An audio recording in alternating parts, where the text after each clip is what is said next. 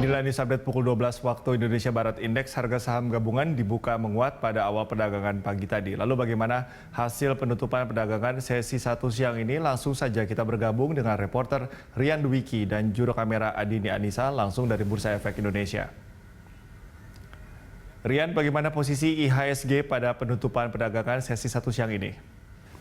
Ya, jika untuk mengetahui posisi indeks harga saham gabungan pada penutupan perdagangan sesi pertama, kami akan mengajak Anda untuk melihat informasi di papan bursa.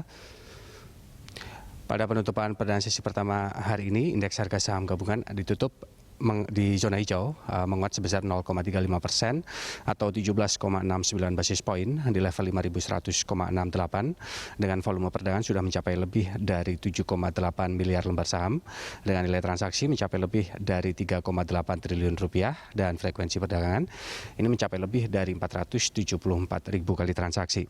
Pada pembukaan perdagangan sesi pertama tadi, indeks juga dibuka menguat di zona hijau, sempat naik sebesar 0,34% di level 5.100 dan beberapa menit setelah dibuka, indeks sebenarnya sempat mengalami pelemahan tipis di zona merah di level 5.080. Namun pelemahan ini terjadi hanya dalam waktu singkat dan indeks kembali rebound di zona hijau hingga penutupan perdagangan sesi pertama ini.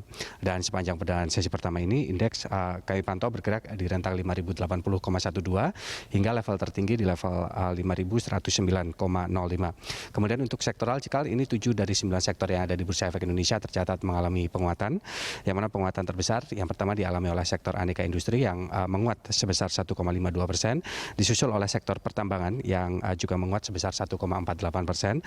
Sementara dua sektor yang tercatat mengalami pelemahan adalah sektor industri dasar yang melemah sebesar 2,49% dan juga sektor konsumer yang melemah sebesar 0,16%.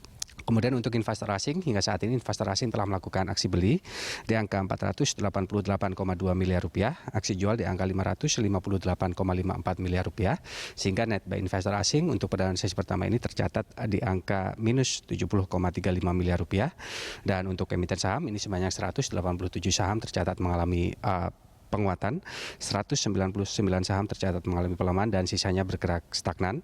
Dan saham milik Merdeka Copper Gold Tbk dengan kode saham MDKA dan juga saham dari Smartfren Telekom Tbk dengan kode FREN ini menjadi pendorong utama atas penguatan indeks pada perdagangan saham sesi pertama ini, yang mana saham MDKA ini naik sebesar 9,91% dan saham FREN ini juga naik sebesar 2,88%.